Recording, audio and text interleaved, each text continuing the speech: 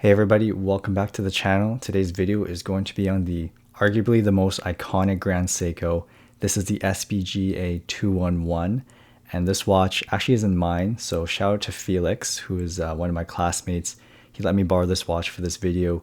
I just want to show off this Grand Seiko because, well, I don't have a Grand Seiko in my collection anymore, and why not show off the most iconic one in the collection? So to start off this video, let's just talk about the history of this watch. So basically the SBGA 211 is known as the snowflake, and the reason why is because of the dial. And there was a earlier version called the SBGA 011, but it's basically the same thing. And so I'm not really sure why this one in particular. I'm gonna guess based on the design that made it so famous and popular that the snowflake is kind of like the mascot for Grand Seiko. And I think it still remains like one of the most popular watches of the brand. So let's see why this watch is so popular in this video. And so let's go back to that name, the snowflake. So that's referring to the dial. So let's go ahead and look at that dial. So, if you see it from far away, and especially, if you block light, you can't really see the textures on the dial. So Grand Seiko is known for the textures, their textured dials.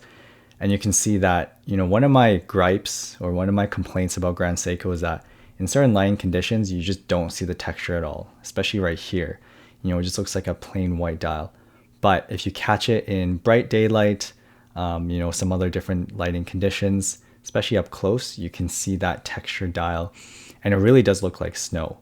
I wish I had a studio to film this video, because then you could really see, like, in bright lighting conditions, it looks like fresh powdered snow, which is really nice. So I will give Grand Seiko credit.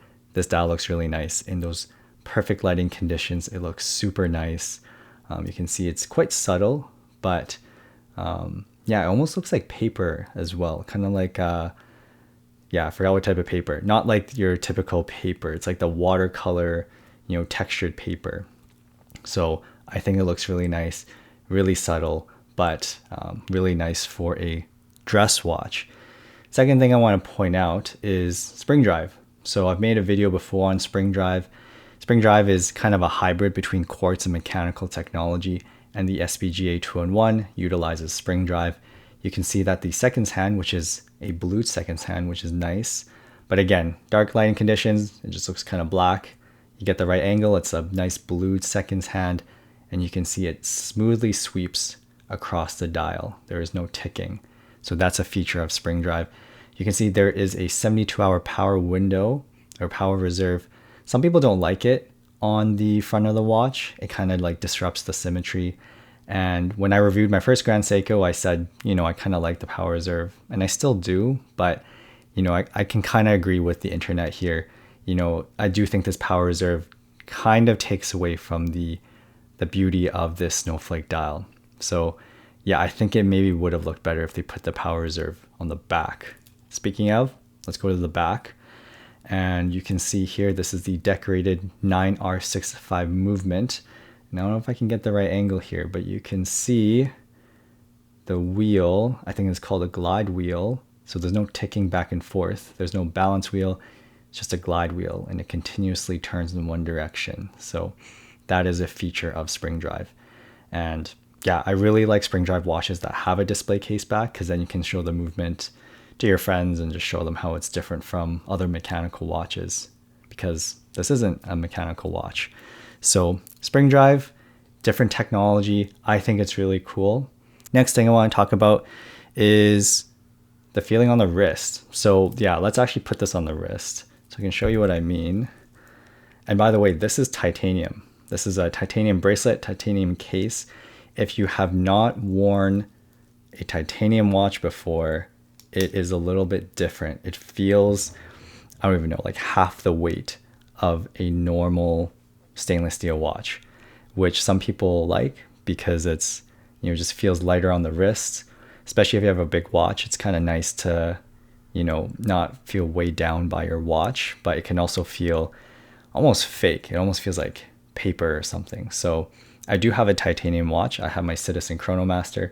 So I am familiar with titanium watches. And I can go either way, but I can see why some people may not like titanium. But that aside, materials aside, this is what the wrist shot looks like. This is a bigger watch. I want to say it's like 41 millimeters in diameter, but I'll put the specs in the description of this video.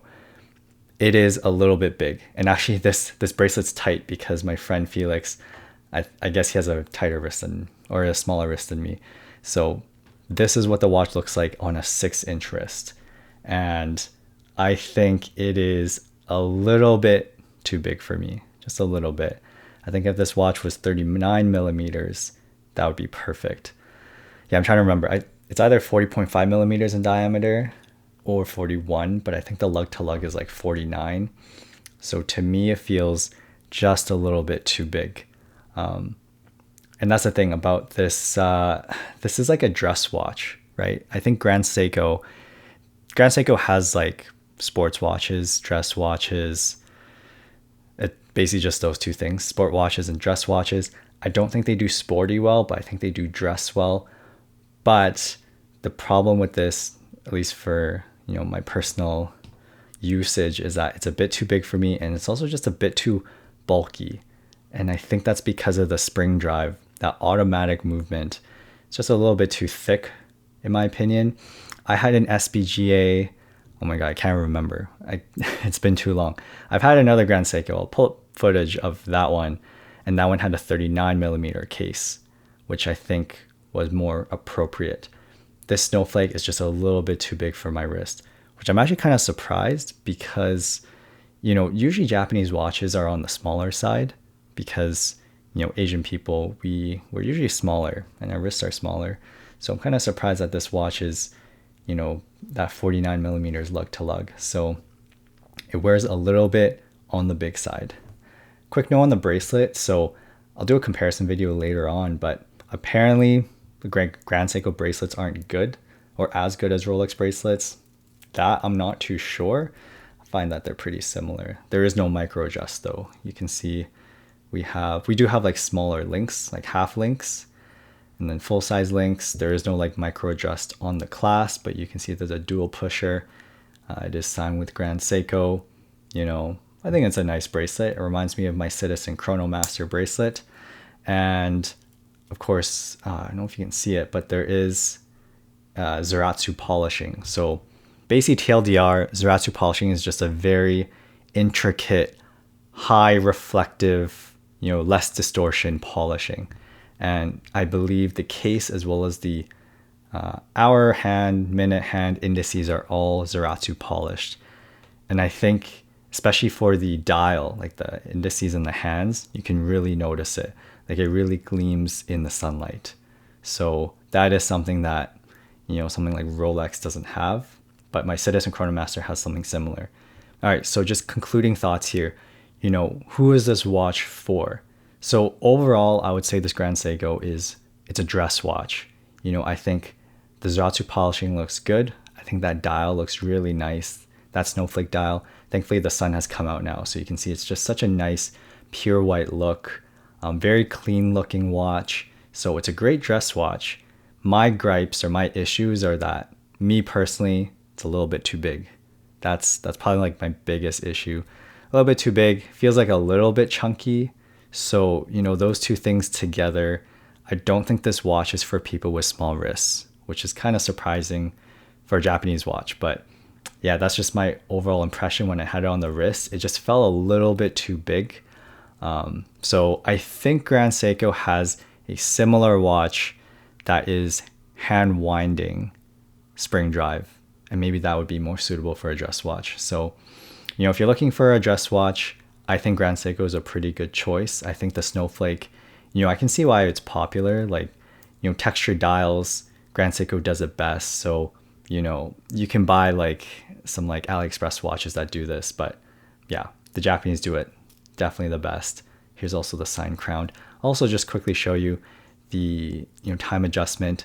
If you've ever held any other spring drive watch before, this is the 9R65. So it's pretty similar. You can pull it out one position to change the date, which I won't do.